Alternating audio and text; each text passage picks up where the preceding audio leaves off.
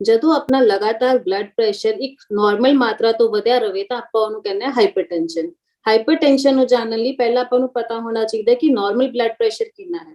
ਤਾਂ normal blood pressure ਜਿਹੜਾ ਆਪਾਂ ਲੈ ਕੇ ਚੱਲਦੇ ਆ ਉਹ 120 ਤੇ 80 ਮਿਲੀਮੀਟਰਸ ਆਫ ਮਰਕਰੀ ਤੋਂ ਬਰਾਬਰ ਜਾਂ ਉਸ ਤੋਂ ਘੱਟ ਹੁੰਦਾ ਹੈਗਾ। ਤੇ ਇਸ ਤੋਂ ਬਾਅਦ ਜੋ ਵੀ ਹੁੰਦਾ ਹੈਗਾ ਅਸੀਂ ਉਹਨੂੰ ਅੱਗੇ ਕੈਟੇਗਰਾਈਜ਼ ਕਰਦੇ ਹਾਂ, ਜਿਵੇਂ ਕਿ pre hypertension, then stage 1 hypertension ਤੇ ਸਟੇਜ 2 ਹਾਈਪਰਟੈਂਸ਼ਨ। ਤੇ ਅਸੀਂ ਉਹਦੇ ਹਿਸਾਬ ਦੇ ਨਾਲ ਦੇਖਦੇ ਆ ਕਿ ਆਪਾਂ ਨੂੰ ਕਿਹੜੀ ਚੀਜ਼ ਦੀ ਰਿਕੁਆਇਰਮੈਂਟ ਹੈਗੀ ਹੈ। ਹਾਈਪਰਟੈਂਸ਼ਨ ਦੋ ਕਾਰਨ ਨਾਲ ਹੋ ਸਕਦਾ, ਇੱਕ ਅਸੀਂ ਕਹਿੰਦੇ ਆ ਪ੍ਰਾਇਮਰੀ ਕਾਜ਼, ਦੂਸਰਾ ਕਹਿੰਦੇ ਆ ਸੈਕੰਡਰੀ ਕਾਜ਼। ਪ੍ਰਾਇਮਰੀ ਕਾਜ਼ ਦੇ ਵਿੱਚ ਜਿਵੇਂ ਆਪਾਂ ਕਹਿ ਲਈਏ ਕਿ ਆਪਣਾ ਕੋਈ ਬਿਮਾਰੀ ਨਹੀਂ ਹੈਗੀ ਆਪਾਂ ਨੂੰ, ਬਟ ਆਪਣੀ ਹੀ ਆਦਤਾਂ ਕਰਕੇ, ਆਪਣਾ ਹੀ ਜੀਨਸ ਕਰਕੇ ਜੇ ਆਪਾਂ ਨੂੰ ਹੋਵੇ, ਉਹ ਹੋ ਗਿਆ ਪ੍ਰਾਇਮਰੀ। ਦੂਸਰਾ ਹੁੰਦਾ ਸੈਕੰਡਰੀ। ਪ੍ਰਾਇਮਰੀ ਵਿੱਚ ਜਿਵੇਂ ਆਉਂਦਾ ਹੈਗਾ ਜੈਨੇਟਿਕਸ ਆ ਜਾਂਦੀਆਂ ਨੇ, ਫੈਮਿਲੀ ਹਿਸਟਰੀ ਆ ਜਾਂਦੀ ਹੈ, ਜੇ ਆਪਣੇ ਪਰਿਵਾਰ ਦੇ ਵਿੱਚ ਆਪਣੇ ਮਾਪਿਆਂ ਨੂੰ ਹੋਵੇ, ਆਪਣੇ ਦਾਦਾ ਦਾਦੀ ਨੂੰ ਹੋਵੇ ਤਾਂ ਆਪਾਂ ਨੂੰ ਵੀ ਚਾਂਸਸ ਹੁੰਦੇ ਨੇ ਕਿ ਬਲੱਡ ਪ੍ਰੈਸ਼ਰ ਅੱਗੇ ਜਾ ਕੇ ਹੋ ਸਕਦਾ। ਬਾਕੀ ਆਪਣੀਆਂ ਕੁਝ ਖਾਣ ਪੀਣ ਦੀਆਂ ਆਦਤਾਂ, ਜਿਵੇਂ ਕਿ ਆਪਾਂ ਜ਼ਿਆਦਾ ਜੰਕ ਖਾਈਏ, ਜ਼ਿਆਦਾ ਫੈਟੀ ਫੂਡ ਖਾਈਏ, ਆਪਣੀ ਡਾਈਟ ਦੇ ਵਿੱਚ ਅਲਕੋਹਲ ਦਾ ਇਨਟੇਕ ਬਹੁਤ ਜ਼ਿਆਦਾ ਹੋਵੇ, ਆਪਣੀ ਡਾਈਟ ਦੇ ਵਿੱਚ ਸਮੋਕਿੰਗ ਬਹੁਤ ਜ਼ਿਆਦਾ ਹੋਵੇ, ਆਪਾਂ ਐਕਸਰਸਾਈਜ਼ ਨਾ ਕਰਦੇ ਹੋਈਏ, ਇਹ ਸਾਰੇ ਆ ਜਾਂਦੇ ਪ੍ਰਾਇਮਰੀ ਕਾਜ਼ਸ। ਤੇ ਫਿਰ ਆਪਾਂ ਜੇ ਆਈਏ ਹੁਣ ਸੈਕੰਡਰੀ ਕਾਜ਼ਸ। ਸੈਕੰਡਰੀ ਕਾਜ਼ਸ ਕਿਹੜੇ ਹੋਏ, ਜਿਵੇਂ ਕਿ ਆਪਣੀ ਕੋਈ ਅੰਡਰਲਾਈਨ ਬਿਮਾਰੀ ਹੈ, ਜਿਵੇਂ ਆਪਾਂ ਕਹਿ ਲਓ ਆਪਾਂ ਨੂੰ ਕਿਡਨੀ ਦੀ ਕੋਈ ਬਿਮਾਰੀ ਹੈ, ਜਿਹਨੂੰ ਆਪਾਂ ਕਹਿੰਦੇ ਕ੍ਰੋਨਿਕ ਕਿਡਨੀ ਡਿਜ਼ੀਜ਼, ਆਪਾਂ ਨੂੰ ਕੋਈ ਥਾਇਰਾਇਡ ਦੀ ਬਿਮਾਰੀ ਹੋਵੇ, ਤੇ ਆਪਾਂ ਨੂੰ ਇਸ ਤਰ੍ਹਾਂ ਜੇ ਕੋਈ ਵੀ ਅੰਡਰਲਾਈਨ ਕਾਜ਼ ਹੋਵੇ, ਕੋਈ ਵੀ ਅੰਡਰਲਾਈਨ ਬਿਮਾਰੀ ਕਰਕੇ ਆਪਾਂ ਨੂੰ ਬਲੱਡ ਪ੍ਰੈਸ਼ਰ ਹੋ ਰਿਹਾ, ਉਹ ਆਉਂਦਾ ਹੈਗਾ ਸੈਕੰਡਰੀ ਕਾਜ਼ ਦੇ ਵਿੱਚ। ਇਹ ਡਿਪੈਂਡ ਕਰਦਾ, ਵੇਰੀ ਕਰਦਾ ਬੰਦਾ ਟੂ ਬੰਦੇ, ਮਤਲਬ ਹਰੇਕ ਦੇ ਵਿੱਚ ਸਾਰੇ ਲੱਛਣ ਆਣੇ ਕੋਈ ਜ਼ਰੂਰੀ ਨਹੀਂ ਹੈਗੇ। ਕਿਸੇ ਨੂੰ ਸਿਰਫ ਹੈਡੇਕ ਹੁੰਦਾ, ਸਿਰ ਦਰਦ ਹੋਵੇ, ਕਿਸੇ ਨੂੰ ਚੱਕਰ ਆਉਂਦੇ ਹੈਗੇ, ਕਿਸੇ ਨੂੰ ਜਨਾਨੀਆਂ ਨੂੰ ਬੇਸਿਕਲੀ ਹੌਟ ਫਲਸ਼ਸ ਦੇਖੇ ਜਾਂਦੇ ਹੈਗੇ, ਆਪਣੇ ਸਰੀਰ ਚੋਂ ਕੰਨਾਂ ਚੋਂ ਸੇਕ ਨਿਕਲਦਾ ਹੈਗਾ, ਆਪਣੇ ਨੱਕ ਚੋਂ ਜੇ ਬਹੁਤ ਜ਼ਿਆਦਾ ਬਲੀਡ ਹੋ ਜਾਏ, ਆਪਣਾ ਬਲੱਡ ਪ੍ਰੈਸ਼ਰ ਵੱਧ ਜਾਏ ਤਾਂ ਆਪਣੇ ਨੱਕ ਦੇ ਵਿੱਚੋਂ ਬਲੱਡ ਆ ਜਾਂਦਾ, ਅੱਖਾਂ ਦੇ ਅੱਗੇ ਧੁੰਦਲਾ ਦਿਖਣ ਲੱਗ ਜਾਂਦਾ। ਇਹ ਥੋੜੇ ਮੋਟੇ ਕਾਰਨ ਹੈਗੇ ਕਿ ਆਪਾਂ ਕਹੀਏ ਕਿ ਆਪਾਂ ਨੂੰ ਬਲੱਡ ਪ੍ਰੈਸ਼ਰ ਦੇ ਲੱਛਣ ਪਤਾ ਲੱਗਦੇ ਆ। ਸਰੀਰ ਵੀ ਟੁੱਟਣਾ, ਵੀਕਨੈਸ ਵੀ ਆਉਂਦੀ ਹੈਗੀ ਹੈ। ਉਹੀ ਜਿਹੜੇ ਰਿਸਕ ਫੈਕਟਰਸ ਆਪਾਂ ਉਹਨਾਂ ਹੀ ਕਾਰਨ ਨੂੰ ਕਵਾਂਗੇ, ਜਿਵੇਂ ਕਿ ਪ੍ਰਾਇਮਰੀ ਤੇ ਸੈਕੰਡਰੀ ਕਾਜ਼ ਆਫ ਹਾਈਪਰਟੈਂਸ਼ਨ, ਜਿਹੜਾ ਮੈਂ ਤੁਹਾਨੂੰ ਪਹਿਲਾਂ ਹੀ ਦੱਸ ਚੁੱਕੀ ਹਾਂ। ਜਿਵੇਂ ਆਪਣਾ ਐਕਸਰਸਾਈਜ਼ ਨਾ ਕਰੀਏ, ਸਾਰਾ ਟਾਈਮ ਆਪਾਂ ਬੈਠੇ ਹੀ ਰਹਿਣ ਵਾਲਾ ਕੰਮ ਹੋਵੇ, ਆਪਣੀ ਡਾਈਟ ਠੀਕ ਨਾ ਹੋਵੇ, ਜੰਕ ਆਇਲੀ ਫੂਡ ਬਹੁਤ ਜ਼ਿਆਦਾ ਹੋਵੇ, ਆਪਣੀ ਡਾਈਟ ਦੇ ਵਿੱਚ ਨਮਕ ਬਹੁਤ ਜ਼ਿਆਦਾ ਹੋਵੇ, ਚੀਨੀ ਜ਼ਿਆਦਾ ਹੋਣ ਦਾ ਵੀ ਇੱਕ ਰਿਸਕ ਫੈਕਟਰ ਹੈਗਾ ਆ। ਆਪਣਾ ਜੇ ਆਪਾਂ ਕਹੀਏ ਕਿ ਆਪਾਂ ਨੂੰ ਰਿਸਕ ਫੈਕਟਰ ਏਜ ਇਜ਼ ਬਹੁਤ ਵੱਡਾ ਰਿਸਕ ਫੈਕਟਰ ਹੈਗਾ। ਆਪਣੀ ਫੈਮਿਲੀ ਹਿਸਟਰੀ ਹੋਵੇ, ਆਪਣਾ ਫੈਮਿਲੀ ਹਿਸਟਰੀ ਤੋਂ ਬਾਅਦ ਜੇ ਆਪਾਂ ਕਹਿ ਲਈਏ ਸੈਕੰਡਰੀ ਕਾਜ਼ਸ, ਸ਼ੂਗਰ ਦੇ ਵਿੱਚ, ਸ਼ੂਗਰ ਦੇ ਮਰੀਜ਼ਾਂ ਨੂੰ ਜਲਦੀ ਬਲੱਡ ਪ੍ਰੈਸ਼ਰ ਹੋਣ ਦੇ ਚਾਂਸਸ ਹੁੰਦੇ ਨੇਗੇ, ਆਪਣਾ ਕਿਡਨੀ ਦੇ ਮਰੀਜ਼ਾਂ ਨੂੰ ਹੋਣ ਦੇ ਚਾਂਸਸ ਹੁੰਦੇ ਨੇਗੇ, ਤੇ ਆਪਣਾ ਜੇ ਆਪਾਂ ਕਹੀਏ ਥਾਇਰਾਇਡ ਡਿਸਫੰਕਸ਼ਨ ਜਿਹੜੇ ਹੁੰਦੇ ਉਹ ਜ਼ਿਆਦਾ ਰਿਸਕ ਤੇ ਹੁੰਦੇ ਨੇ ਲੋਕ। ਇਹ ਸਾਰੇ ਲੋਕ ਜੇ ਆਪਾਂ ਕਹੀਏ ਆਪਾਂ ਇਹ ਸਾਰੇ ਜ਼ਿਆਦਾ ਰਿਸਕ ਤੇ ਹੈਗੇ ਬਲੱਡ ਪ੍ਰੈਸ਼ਰ ਦੇ, ਹਾਈਪਰਟੈਂਸ਼ਨ ਦੇ। ਸਭ ਤੋਂ ਪਹਿਲਾਂ ਜੇ ਆਪਾਂ ਸਟੇਜ ਤੇ ਆਈਏ, ਆਪਣੀ ਪ੍ਰੀ ਹਾਈਪਰਟੈਂਸ਼ਨ ਸਟੇਜ 1 ਤੇ ਸਟੇਜ 2। ਪ੍ਰੀ ਹਾਈਪਰਟੈਂਸ਼ਨ ਤੇ ਸਟੇਜ 1 ਜਿਹੜੀ ਹੁੰਦੀ ਹੈ ਜੇ ਆਪਣਾ ਕੋਈ ਸੈਕੰਡਰੀ ਕਾਜ਼ ਨਹੀਂ ਹੈ, ਠੀਕ ਹੈ, ਫਿਰ ਆਪਾਂ ਉਹਦੇ ਵਿੱਚ ਲੈ ਕੇ ਚੱਲਦੇ ਹੈਗੇ ਕਿ ਆਪਣਾ ਜਿਹੜਾ ਪ੍ਰਾਇਮਰੀ ਕਾਜ਼ਸ ਆ ਜਾਂਦੇ ਨੇ।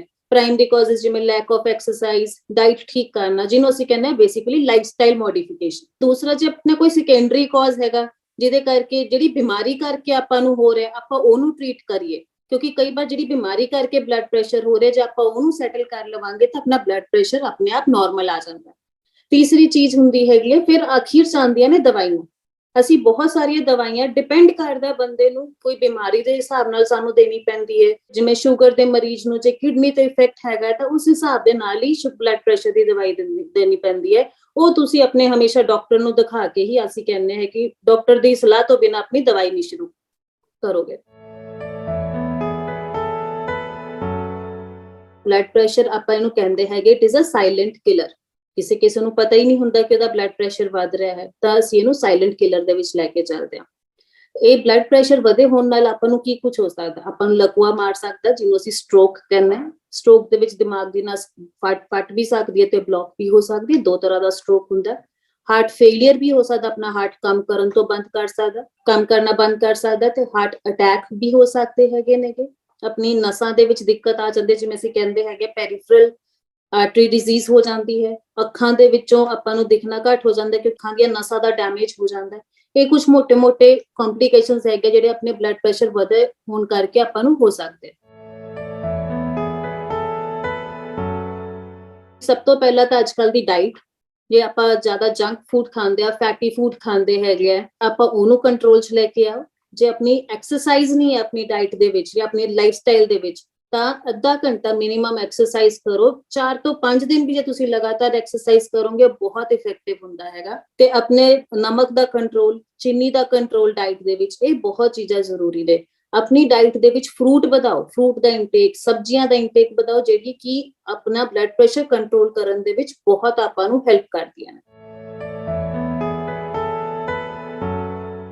ਹਾਈਪਰਟੈਂਸ਼ਨ ਦਾ ਹਰੇਕ ਚੀਜ਼ ਉਹਦੇ ਰਿਸਕ ਫੈਕਟਰਸ ਦੇ ਇਰਦ ਗਿਰਦ ਹੀ ਘੁੰਮਦੀ ਹੈ।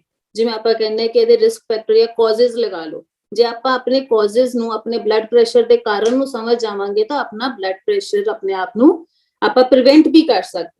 ਜੇ ਆਪਾਂ ਸਮਝ ਆਏ ਕਿ ਹਾਂਜੀ ਆਪਣੀ ਜੀਨਸ ਦੇ ਵਿੱਚ ਰਨ ਕਰਦਾ, ਤਾਂ ਆਪਾਂ ਉਸ ਚੀਜ਼ ਨੂੰ ਜ਼ਿਆਦਾ ਧਿਆਨ ਦੇ ਵਿੱਚ ਰੱਖਣਾ ਚਾਹੀਦਾ। ਆਪਣੀ ਫੈਮਿਲੀ ਹਿਸਟਰੀ ਹੈਗੀ ਹੈ ਬਲੱਡ ਪ੍ਰੈਸ਼ਰ ਦੀ, ਤਾਂ ਆਪਾਂ ਨੂੰ ਉਹਦੇ ਵਿੱਚ ਸਤਰਕ ਰਹਿਣਾ ਚਾਹੀਦਾ। ਜੇ ਆਪਾਂ ਸੋਚੀਏ ਕਿ ਆਪਾਂ ਬੈਠੇ ਰਹੀਏ ਸਾਰਾ ਟਾਈਮ ਤੇ ਆਪਾਂ ਨੂੰ ਬਲੱਡ ਪ੍ਰੈਸ਼ਰ ਵਰਗੀ ਕੋਈ ਬਿਮਾਰੀ ਨਹੀਂ ਹੋ ਸਕਦੀ, ਆਪਾਂ ਨੂੰ ਭੁੱਲ ਜਾਣਾ ਚਾਹੀਦਾ। ਆਪਾਂ ਨੂੰ ਐਕਸਰਸਾਈਜ਼ ਕਰਨੀ ਚਾਹੀਦੀ ਹੈ, ਡਾਈਟ ਦੇ ਵਿੱਚ ਕੰਟਰੋਲ ਕਰਨਾ ਚਾਹੀਦਾ, ਸਮੋਕਿੰਗ ਨੂੰ ਬੰਦ ਕਰਨਾ ਚਾਹੀਦਾ, ਐਕਸੈਸਿਵ ਅਲਕੋਹਲ ਇਨਟੇਕ ਨੂੰ, ਆਪਾਂ ਨੂੰ ਸ਼ਰਾਬ ਜ਼ਿਆਦਾ ਨਹੀਂ ਪੀਣੀ ਚਾਹੀਦੀ। ਜੇ ਮੰਨ ਲਓ ਆਪਾਂ ਨੂੰ ਕੋਈ ਗੁਰਦੇ ਦੀ ਬਿਮਾਰੀ ਹੈ, ਸ਼ੂਗਰ ਹੈ, ਥਾਇਰਾਇਡ ਦੀ ਕੋਈ ਦਿੱਕਤ ਹੈ, ਕਿਸੇ ਵੀ ਪ੍ਰਕਾਰ ਦੀ ਆਪਾਂ ਨੂੰ ਬਿਮਾਰੀ ਹੈ, ਆਪਾਂ ਨੂੰ ਆਪਣਾ ਬਲੱਡ ਪ੍ਰੈਸ਼ਰ ਰੈਗੂਲਰ ਟਾਈਮ ਤੇ ਚੈੱਕ ਕਰਦੇ ਰਹਿਣਾ ਚਾਹੀਦਾ, ਤਾਂ ਕਿ ਜੇ ਮੰਨ ਲਓ ਆਪਾਂ ਨੂੰ ਅਸਾਰ ਲੱਗਦਾ ਕਿ ਹਾਂਜੀ ਮੇਰਾ ਬਲੱਡ ਪ੍ਰੈਸ਼ਰ ਹੁਣ ਵਧਣਾ ਸ਼ੁਰੂ ਹੋ ਰਿਹਾ, ਆਪਾਂ ਉਹਨੂੰ ਟਾਈਮਲੀ ਕੰਟਰੋਲ ਕਰ ਲਈਏ ਤੇ ਟਾਈਮਲੀ ਉਹਨੂੰ ਠੀਕ ਕਰ ਲਈਏ। ਜੜ ਤੋਂ ਖਤਮ ਕਰਨਾ ਹੈਗਾ ਤਾਂ ਆਪਣੇ ਆਦਤਾਂ ਕਰਕੇ, ਆਪਣੀ ਲਾਈਫ ਸਟਾਈਲ ਕਰਕੇ, ਆਪਣੇ ਖਾਣ ਪੀਣ ਕਰਕੇ, ਆਪਣੀ ਲੈਕ ਆਫ ਐਕਸਰਸਾਈਜ਼ ਕਰਕੇ ਆਪਾਂ ਨੂੰ ਬਲੱਡ ਪ੍ਰੈਸ਼ਰ ਹੈਗਾ ਹੋਣ ਦੇ ਚਾਂਸਸ ਹੋ ਰਹੇ ਜਾਂ ਵਧਣ ਲੱਗ ਰਹੇ। ਜੇ ਆਪਾਂ ਉਹ ਸਭ ਆਦਤਾਂ ਆਪਣੀਆਂ ਠੀਕ ਕਰ ਲਾਂਗੇ, ਤਾਂ ਆਪਣਾ ਹਾਈਪਰਟੈਂਸ਼ਨ ਤੋਂ ਆਪਾਂ ਬਚ ਜਾਵਾਂਗੇ। ਬਟ ਜੇ ਮੰਨ ਲਓ ਕਿ ਆਪਾਂ ਨੂੰ ਕੋਈ ਅੰਡਰਲਾਈਨ ਬਿਮਾਰੀ ਹੈ, ਆਪਾਂ ਉਸ ਤੇ ਵੀ ਚੈੱਕ ਰੱਖਾਂਗੇ ਟਾਈਮਲੀ, ਤਾਂ ਆਪਾਂ ਉਸ ਤੋਂ ਵੀ ਆਪਾਂ ਡਿਲੇ ਕਰ ਸਕਦੇ ਹਾਂ। ਜੇ ਮੰਨ ਲਓ ਆਪਾਂ ਨੂੰ ਹੋਣਾ ਹੀ ਹੈ ਬਲੱਡ ਪ੍ਰੈਸ਼ਰ ਕਿਸੇ ਵੀ ਬਿਮਾਰੀ ਕਰਕੇ, ਬਟ ਜੇ ਆਪਾਂ ਉਹਨੂੰ ਅੰਡਰ ਕੰਟਰੋਲ ਰੱਖਾਂਗੇ, ਆਪਣਾ ਬਲੱਡ ਪ੍ਰੈਸ਼ਰ ਜਾਂ ਹਾਈਪਰਟੈਂਸ਼ਨ ਆਪਾਂ ਡਿਲੇ ਕਰ ਸਕਦੇ। ਇਹਨਾਂ ਚੀਜ਼ਾਂ 'ਚ ਆਪਾਂ ਡਿਲੇ ਕਰ ਸਕਦੇ ਹਾਂ। ਹਾਂਜੀ, ਜੇ ਬਟ ਆਪਾਂ ਪ੍ਰੋਪਰ ਧਿਆਨ ਰੱਖੀਏ, ਆਪਣੀ ਹਰੇਕ ਚੀਜ਼ ਕਰੀਏ, ਤਾਂ ਆਪਾਂ ਉਸਨੂੰ ਪ੍ਰੀਵੈਂਟ ਵੀ ਕਰ ਸਕਦੇ ਹਾਂ ਕਾਫੀ ਟਾਈਮ ਤੱਕ।